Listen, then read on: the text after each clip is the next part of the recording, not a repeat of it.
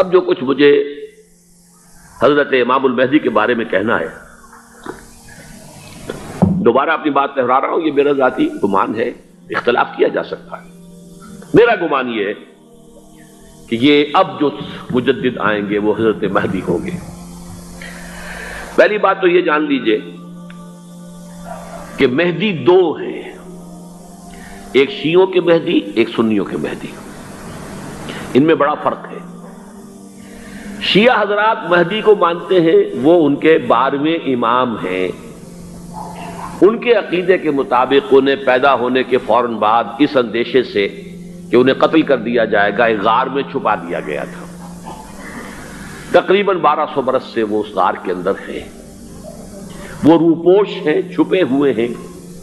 اسی لیے انہیں امام غائب کہا جاتا ہے، اور اب ان کا انتظار ہو رہا ہے، اس لیے انہیں امام منتظر بھی کہا جاتا ہے۔ اس لیے شیعوں کے دارالعلوم جو ہوتے ہیں، دارالعلوم المنتظر، وہ اس لیے کہ ان کا انتظار کیا جا رہا ہے۔ تو یہ ہے، اب وہ ان کا خیال ہے کہ آخری دور میں، آخری زمانے میں وہ ظاہر ہو جائیں گے، غار سے نکل آئیں گے۔ دیکھیے، میں اس عقیدے کو اس بنا پر رد نہیں کرتا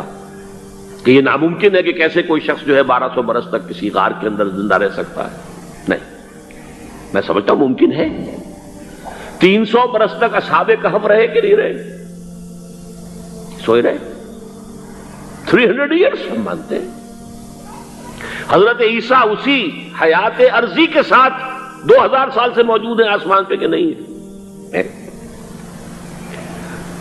آپ کو معلوم ہے حضرت عزیر 100 برس تک مرنے کے بعد دوبارہ زندہ کر دیے گئے۔ فَأَمَاتَهُ اللَّهُ مِئَةَ عَامٍ ثُمَّ بَعَثَهُ۔ تو ناممکنات میں سے کوئی سوال پیدا نہیں ہوتا،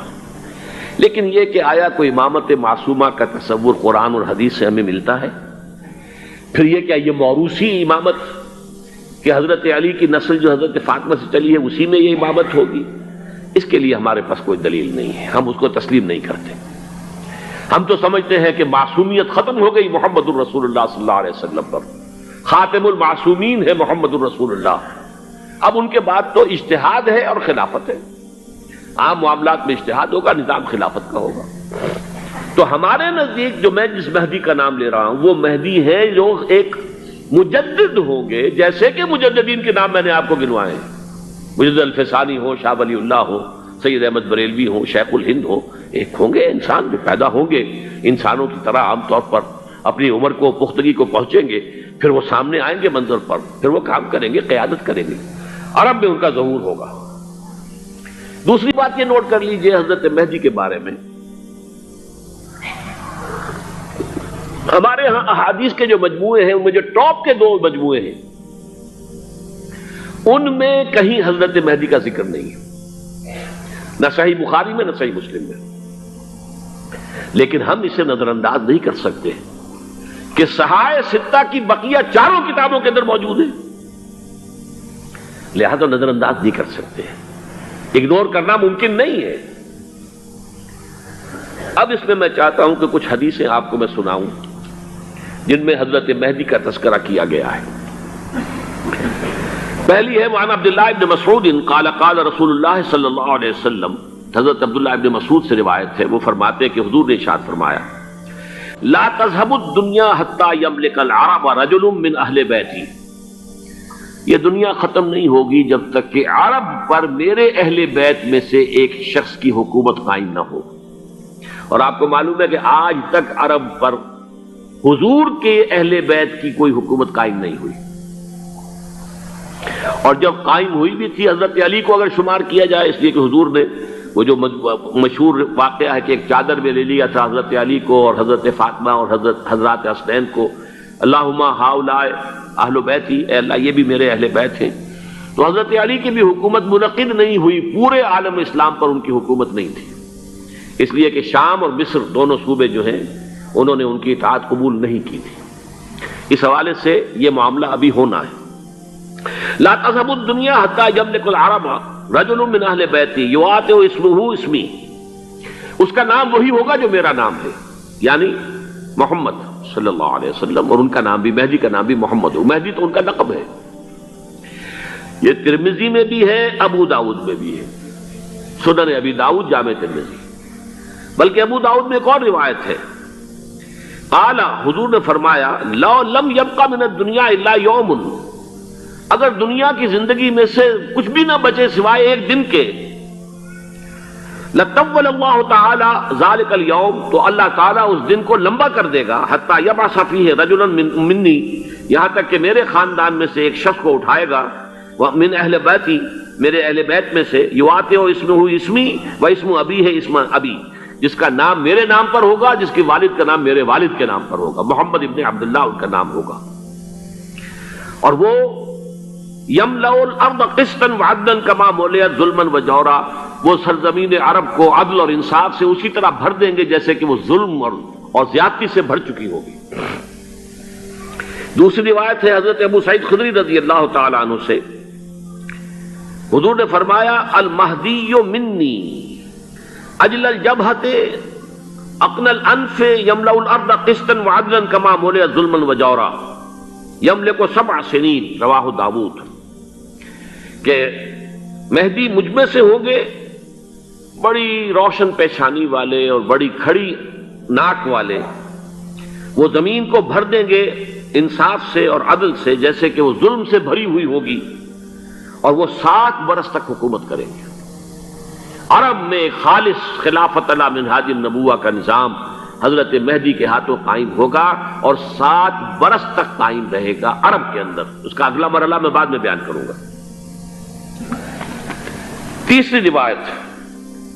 اور اس کو میں اس لیے خاص طور پہ سنا رہا ہوں کہ اس میں وہی الفاظ آئے ہیں جو میں نے ابتدا میں حدیث آپ کو سنائی تھی، اس کے الفاظ ہیں۔